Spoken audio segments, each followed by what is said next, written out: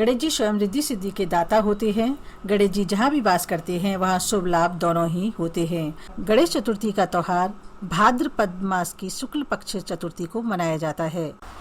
इस बार गणेश चतुर्थी 31 अगस्त 2022 को है। आज मैं शेयर करने जा रही हूँ कि गणेश चतुर्थी पर गणेश जी महाराज की स्थापना किस तरीके से करें और पूजा अर्चना किस तरीके से करें। घर में सूक्ष्म रूप से बताने जा रही हूँ कि घर में हम किस तरीके से घर गृहस्थी में रह करके पूजा कर सकते हैं। अगर आपको मेरी वीडियो अच्छी लगे तो प्लीज़ लाइक शेयर ज़रूर कीजिएगा और अभी तक आपने मेरा चैनल सब्सक्राइब नहीं किया है तो प्लीज़ सब्सक्राइब ज़रूर कीजिए, जिससे आने वाली वीडियो का नोटिफिकेशन आपको मिल सके। तो चलिए वीडियो शुरू करते हैं। और सबसे पहले हम गणेश जी को स्थापित करने के लिए उनके लिए हम छोटा सा दरबार सजाएंगे। आप अपनी श्रद्धा के अनुसार दरबार सजा सकते हैं। और सबसे पहले हम चौकी पर थोड़ा से चावल रख के गणेश जी को स्थापित करेंगे। किसी भी देवता की पूजा करें, रंग के कपड़ों का विशेष ध्यान रखें। लाल, पीले या फिर हरे रंग के कपड़े ही प्रयोग में लें। देखिए मैंने इस तरीके से उनका दरबार सजा लिया है, बंदरबार भी लगा दी है। आप चाहें तो फूलों से भी भगवान का मंदिर सजा सकते हैं। आपके पास जिस तरीके के भी गणेश जी हों आप उनको ले सकते हैं। आप चाहें तो मार्केट से भी ले सकते हैं। पूजा की थाली में मैंने देखिए ये पंचमेवा है भोग लगाने के लिए। ये रोली है, कुमकुम जैसे बोलते हैं, ये चंदन है और ये दीपक है और ये कलश में लगाने के लिए है पंचपल्लव है और दीपक और ये चावल है। देखिए ये मैंने जनेऊ जोड़ा लिया है गणेश जी पर चढ़ाने के लिए। ये हल्दी की गांठ है, सुपारी है और ये है सिक्का और इलायची और ये है कलावा। पंचपल्लव में मैंने यहाँ पर अशोक के पत्तों का प्रयोग किया है। आप चाहें तो 5 तरीके के पत्ते भी ले सकते हैं। ये है पंचामृत, ये हमने 5 चीज़ों से बनाया है, दूध, दही, घी, शहद और शक्कर। ये है गणपति जी को पहनाने के लिए माला फूल। अब करते हैं पूजा शुरू। गणेश जी को विराजमान करने के बाद हम कलश की स्थापना करेंगे। आप चाहें तो तांबे का ले लीजिए, आप चाहें तो मिट्टी का ले लीजिए। अगर आपके पास किसी भी तरीके का ना हो तो आप इस तरीके से स्टील का भी ले सकते हैं। आप जिस पात्र को ले रहे हैं सबसे पहले उसके गर्दन में इस तरीके से कलावा बांध लें और फिर इसमें जल भरें। मिट्टी के पात्र को एक ही बार यूज करते हैं और तांबे का और स्टील के बर्तन को आप बार बार यूज कर सकते हैं, धो पोंछ करके साफ करके। पात्र में जल भरने के बाद हम इसमें सिक्का, हल्दी की गांठ, सुपारी और थोड़े से चावल और रोली डालेंगे। कलश की स्थापना करते समय कभी भी खाली कलश नहीं रखते हैं। तो आपके पास जो भी सामग्री हो आप वो डाल सकते हैं, जो नहीं है तो कोई बात नहीं है। वैसे तो कलश में नवरत्न डालने का भी प्रावधान है, विधि विधान है, लेकिन घर गृहस्थी में रहते हुए जो बन जाता है वो ही ठीक रहता है। अब देखिए थोड़े से चावल रख के हम कलश की स्थापना करेंगे।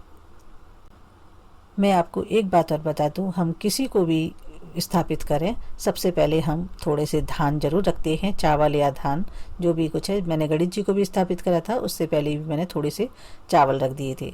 चावल जो है आसन का प्रतीक होता है, तो जैसे कोई हमारे घर में आता है तो हम आसन देते हैं बैठने के लिए, तो इसी प्रकार से हम किसी को भी स्थापित करें ना थोड़े से चावल रख के ही स्थापित करते हैं। अब हम इस कलश पर सतिया बनाएंगे यानी स्वास्तिक बनाएंगे। स्वास्तिक बनाने का सही तरीका क्या है और किस तरीके से बनाया जाता है तो मैंने इसकी वीडियो भी अपने चैनल पर अपलोड कर दी है। अगर आप विस्तार से देखना चाहते हैं तो वहां देख सकते हैं। अब हम कलश पर रखेंगे नारियल। नारियल आप कोई सा भी ले सकते हैं, चाहे फ्रेश नारियल ले लें या फिर सूखा ले लें या फिर आप इस तरीके से ले लें। और इसको हम किसी कपड़े से इस तरीके से उड़ा देंगे और उसको हम इस तरीके से कलावे से लपेट देंगे, जिससे हमारा कपड़ा इधर उधर ना हो। अब हम कलश पर पंचपल्लव लगाएंगे।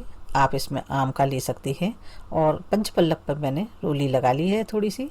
और आपके पास आम के पत्ते हों, छोकरा के हों, पीपल के हों, आप इस तरीके से 5 तरीके के ले सकते हैं।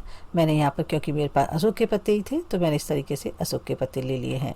इस पर हम नारियल को स्थापित कर देंगे। अब देखिए इस तरीके से कलश को स्थापित करने के बाद हम दीपक को स्थापित करेंगे। हम उनके लिए भी थोड़ा से चावल रख के आसन देंगे और इस तरीके से दीपक को प्रज्वलित करके स्थापित कर देंगे। ये मैंने एक पात्र में जल लिया है स्नान कराने के लिए आप स्नान कराने के लिए आप इस तरीके से बना सकते हैं। 2 पत्तों को लेकर के और थोड़ा सा हम कलावा इस पर लपेट देंगे। इस तरीके से आप बना सकते हैं। अगर नहीं बनाना चाहते हैं तो आप चम्मच का भी प्रयोग कर सकते हैं या फिर कोई पुष्प का प्रयोग कर सकते हैं। तो चलिए अब भगवान जी को या गणेश जी को हम स्नान कराना शुरू करते हैं। सबसे पहले हम पंचामृत से स्नान कराएंगे। तो देखिए इस तरीके से पंचामृत लेकर के हम उनको स्नान कराएंगे और पंचामृत से स्नान कराने के बाद हम शुद्ध जल से स्नान कराएंगे। उसके बाद हम इनको वस्त्र पहनाएंगे। इसमें आप चाहें तो कलावा पहना सकते हैं, इस तरीके से कलावे के रूप में पहना सकते हैं। आप चाहें तो वस्त्र धारण करा सकते हैं।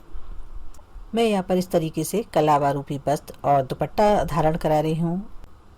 अगर आपको गणेश जी की पूजा का विधि विधान पसंद आया हो तो आप गणेश जी की पूजा को ज़्यादा से ज़्यादा शेयर कीजिएगा, जिससे और भी माता बहनें भाई अपने घर पे इस तरीके से पूजा पाठ कर सकते हैं गणेश चतुर्थी पर। देखिए मैंने इस तरीके से इनको दुपट्टा पहना दिया है। अब चलते हैं आगे की पूजा पर। अब हम इनको धारण कराएंगे जनेऊ जोड़ा। उससे पहले उस पर थोड़ा सा हम इस तरीके से रोली या चंदन लगा लेंगे और उसके बाद हम इनको धारण करा देंगे। जनेऊ जोड़ा को पहनाने के बाद हम इनके चंदन लगाएंगे और कुमकुम लगाएंगे। आप इस तरीके से रोली लेकर के और इनको तिलक लगा सकते हैं और थोड़े से हम चावल लेंगे, अक्षत, इस तरीके से चावल लगाएंगे। आप चाहें तो चंदन ले लीजिए, आप चाहें तो कुमकुम या फिर सिंदूर ले सकते हैं। और इसको लगाने के बाद हम इनको माला धारण कराएंगे। आप चाहें तो गुलाब की माला ले सकते हैं, गेंदे की माला ले सकते हैं। जो भी माला आपके पास हो आप वो श्रद्धा भाव से इनको पुष्प अर्पित कीजिएगा, माला अर्पित कीजिएगा। गणेश जी को गुलाब का फूल या फिर कमल का फूल बहुत ज़्यादा प्रिय है, तो आप चाहें तो इस तरीके से गुलाब के फूल भी चढ़ा सकते हैं। अगर आपके पास उपलब्ध हो तो आप कमल के पुष्प भी अर्पित कर सकते हैं। इसके बाद हम गणेश जी को भोग प्रसाद अर्पित करेंगे। गणेश जी को पंचमेवा बहुत प्रिय है, तो आप पंचमेवा का प्रसाद जरूर लगाइएगा। मेवा के बाद हम फल और मिष्ठान अर्पित करेंगे। फलों में आप जो भी श्रद्धा हो आप वो ले सकते हैं या फिर आप चाहें तो 5 तरीके के फल ले सकते हैं। गणेश जी महाराज को दूब घास अति प्रिय है, तो आप दूब घास भी जरूर अर्पित कीजिएगा। आप चाहें तो इसकी माला बना करके भी गणेश जी को पहना सकते हैं। अब देखिए हम लगाएंगे मिष्ठान का भोग। ये मैंने यहाँ पर मोदक बनाए हैं और इसकी वीडियो भी मैं अपलोड कर दूंगी। ये मैंने घर में ही बनाए हैं।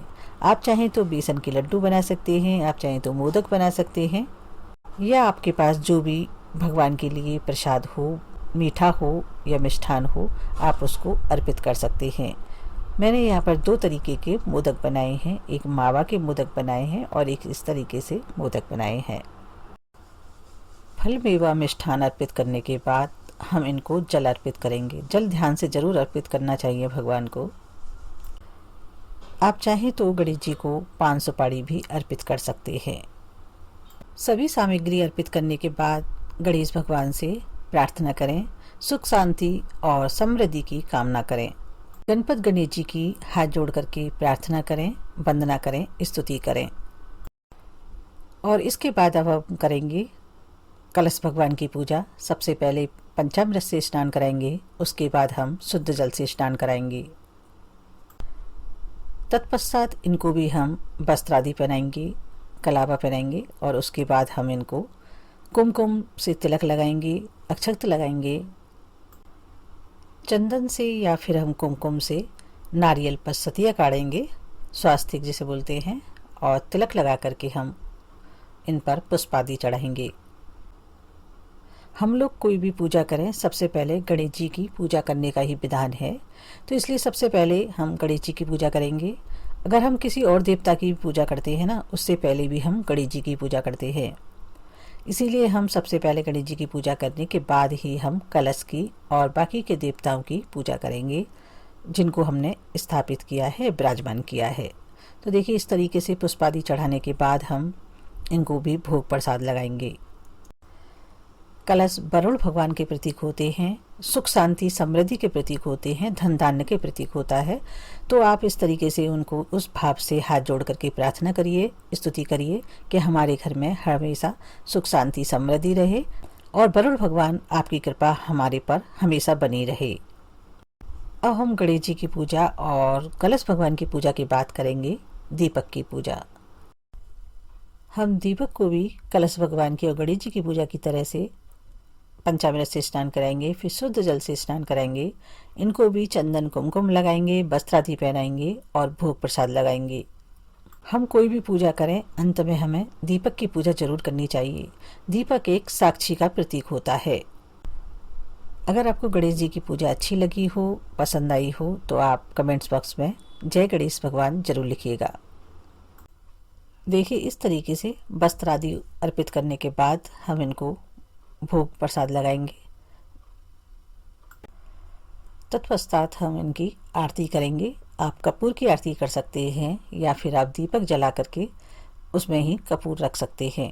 मैंने देखिए इस तरीके से दीपक जला लिया है और इसमें मैंने कपूर भी डाल दिया है, क्योंकि भगवान को कपूर की आरती बहुत पसंद होती है। जय गणेश जय गणेश जय गणेश देवा, माता जकी पार्वती पिता महादेवा। जय गणेश जय गणेश जय गणेश देवा, माता जकी पार्वती पिता महादेवा। लड्डून को भोग लगे संत करे सेवा, एक दंत दयावंत चार भुजाधारी, मस्तक पे सिंदूर सोहे मूसे की सवारी। जय गणेश जय गणेश जय गणेश देवा। आरती में आपको जो गणेश जी की आरती पसंद हो या जो आपको आती हो, आप वो आरती गा सकते हैं। आरती के बाद थोड़ा सा जल लेकर के आरती को शांत करें और उसके पश्चात आप भगवान को आरती दें। उसके बाद आरती लें खुद भी, और घर के जो भी मेंबर हैं सभी मेंबर को आरती दें। पूरे घर में आरती को घुमाएं। भगवान गणेश जी की स्तुति करें, वंदना करें, हाथ जोड़ करके प्रार्थना करें। जो भी मनोकामना हो उसको मांगें। भगवान रिद्धि सिद्धि के दाता होते हैं गणेश जी, सबकी मनोकामना को पूरी करते हैं। सबसे अंत में भगवान से माफ़ी मांगें, क्षमा याचना करें कि उनकी पूजा में कोई अधिकतम हो गया हो, कोई न्यूनतम हो गया हो, कोई त्रुटि हो गई हो, उसे माफ़ कर दें। भगवान भावना के भूखे होते हैं, बच्चों की तरीके से सभी को माफ़ कर देते हैं, कोई भी गलती हो जाती है। तो इस तरीके से खुशी खुशी गणपति गणेश जी की पूजा कीजिएगा। और आपने जो भी प्रसाद में सामग्री लगाई है, भोग प्रसाद लगाया है, उसको आप घर में बांट सकते हैं प्रसाद के रूप में। अगर आप गणपति गणेश जी को लंबे समय तक विराजमान करना चाहते हैं तो आप डेली इसी तरीके से पूजा पाठ कर सकते हैं। और अंतिम दिन कलश का जो जल है आप अंतिम दिन अपने घर में छिड़के और गणेश जी को आप विराजमान करना चाहते हैं तो विराजमान करिए। अगर विसर्जन करना चाहते हैं तो विसर्जन कर सकते हैं। अखंड दीपक आप जलाना चाहते हैं तो बड़ा दीपक ले सकते हैं। अगर आपका नारियल सूखा है तो आप उसको विसर्जित कर सकते हैं या फिर रख सकते हैं, बाद में यूज कर सकते हैं। अगर आपका फ्रेश नारियल है तो आप उसको प्रसाद के रूप में भी बांट सकते हैं। जैसा आपकी मर्जी वैसा कर सकते हैं। देखिए, इस तरीके से हमने पूजा पाठ की आपको विधि विधान बताया है। अगर आपको हमारी वीडियो अच्छी लगे तो प्लीज़ लाइक शेयर ज़रूर कीजिएगा। और अभी तक आपने हमारा चैनल सब्सक्राइब नहीं किया है तो प्लीज़ सब्सक्राइब ज़रूर कीजिए, जिससे हम कोई भी वीडियो अपलोड करें तो उसका नोटिफिकेशन आपको मिल सके। फिर मिलते हैं नई वीडियो के साथ, तब तक के लिए धन्यवाद।